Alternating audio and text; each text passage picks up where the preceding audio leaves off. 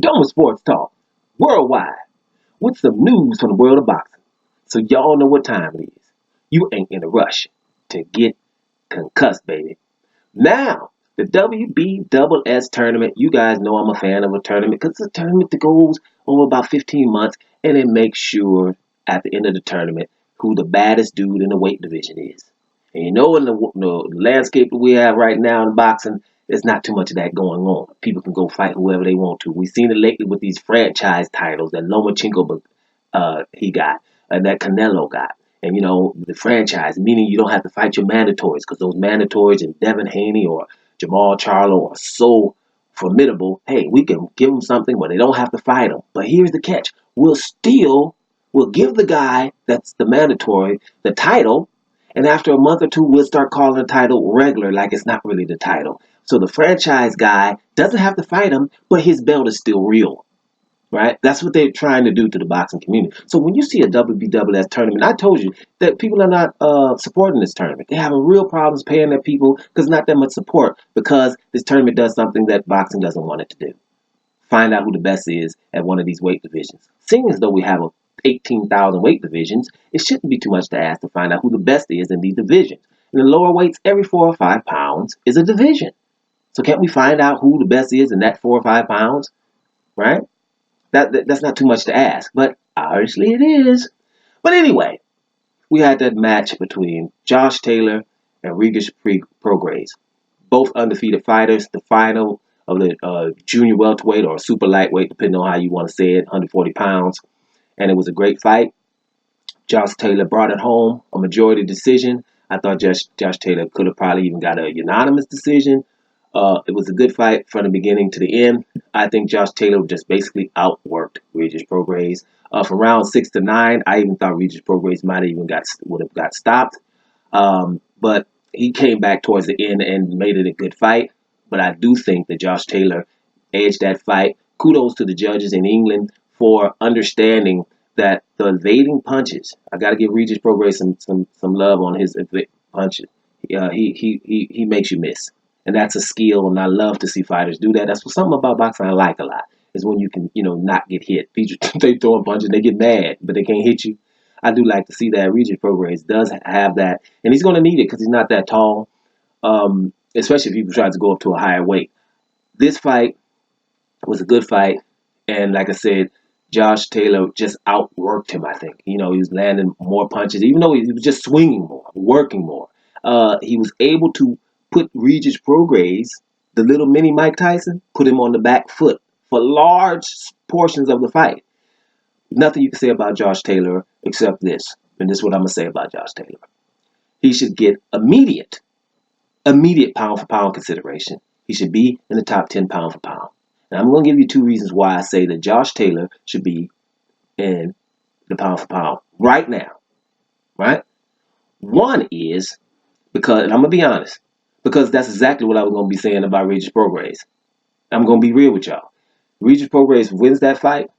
I'm like, he's supposed to be in the pound for pound. He said it himself. He should have been in there already, in my opinion. Because not only were you winning fights, you were knocking most people out. He should have been in pound for pound anyway, right? He should. If I was going to say that about Regis Prograis, then I'm damn sure going to say that about the guy who beats Regis Prograis. And it wasn't even controversially. You know what I mean? That's why. And I got to be fair. If I was going to say that about Regis Prograis after that fight, Regis Prograis winning this fight, I was going to be definitely hollering about Regis Prograis needs to be in the damn pound for pound list. Because I don't like the pound for pound list anyway, and you guys know it. He should have been in there. So should Josh Taylor. He's undefeated. He won the damn tournament. Pound for pound. Top 10. Serious. That's what I say. And that's what I want to be real about. If I was going to say that for Regis Prograis, I'm damn sure going to say it about the other fighter that beats him. Josh Taylor should be in the pound for pound now. Not sometime later, and he don't have to fight Ramirez first and all that. Now. That's the first reason. Second reason is, I personally think anybody that gets into a WBSS tournament in their division and wins it should be automatically in the pound for pound list. Those are the 2 reasons. The reason why I say automatically is because all of the damn fighters that are in there, right, the ones that we got way up there, are not trying to do that kind of thing. They're not trying to become undisputed. Canelo, really? Canelo should not be in front of no damn Josh Taylor or anybody else that wants to be undisputed. He had an opportunity to be undisputed with Andrade, didn't do it, and you guys let him do that. Matter of fact, doping too, but I ain't trying to get into that right now. Canelo, John Golovkin's in there. John Golovkin ain't tried to fight nobody hard for the longest. And then none of these wins are convincing. John Golovkin fight Jacobs. Is that convincing? No, Jacobs arguably beat him in a real good argument. Both fights with Canelo is arguments, even though I had Johnny Golovkin win in the first fight and Ty in the second one. But it goes for Johnny Golovkin and Canelo. They don't want to fight Charlo or Andrade or nothing, but they're in the pound list. And others, right, that would never in a million years get into a WBSS tournament. We are we're boxing, I don't even know what you call it. But, they prefer these boxers, right? They prefer them, and they don't have to do the things as other boxers do the exact same thing. So, therefore, if Canelo and Gennady Golovkin and others, I can't think of names right now that irk me that they're in there and other fighters aren't. If they're in there, then Josh Taylor, who just wins the WBSS tournament, needs to be pound for pound right now. And anyone else that gets in the tournament, WBSS tournament, and wins it, needs to be in the pound for pound immediately. Like Alexander Usyk, he won it, right? And he's undisputed, automatically in there. See, the undisputed guys are behind other guys, and we got franchise titles. Lomachenko ain't gonna fight Haney, right? And all that stuff. We know that. Don't have to. These franchise championships so they can make sure that these guys don't have to fight hard guys so they can go fight somebody else. All of that. Those are the ones they're putting in the pound for pound list. Those are the ones they give franchise titles to. That the WBSS tournament is a tournament that wants to find out the best. So I am going to gravitate towards that. Josh Taylor coming off of an impressive win over Regis Prograis, and we know Regis Prograis is all of that and 2 bags of chips. We know that. And he was thoroughly beaten on this night, in my opinion.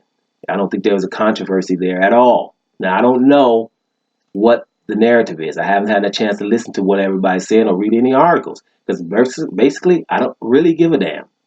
Right? I'm looking at a fight. I'm wanting Prograis to win. And I'm seeing that he did not do so. From round 6 to 9, he did not throw anything telling at all. Seemed like he was in, not survival mode, but he wasn't like I'm trying to win mode. He did step it up towards the end. But after all those rounds, even when he was catching Josh Taylor with shots, Josh Taylor kept coming forward, kept throwing more punches, was busier. Right? He wasn't sitting back. It was awesome that Prograis was making a miss. But who was winning the rounds? And I think that Josh Taylor won more. So this guy here, for me, is a top 10 pound for pound, especially if these other buses are in there. Doma Sports Talk, worldwide. And I'm up out of here. Congratulations, Josh.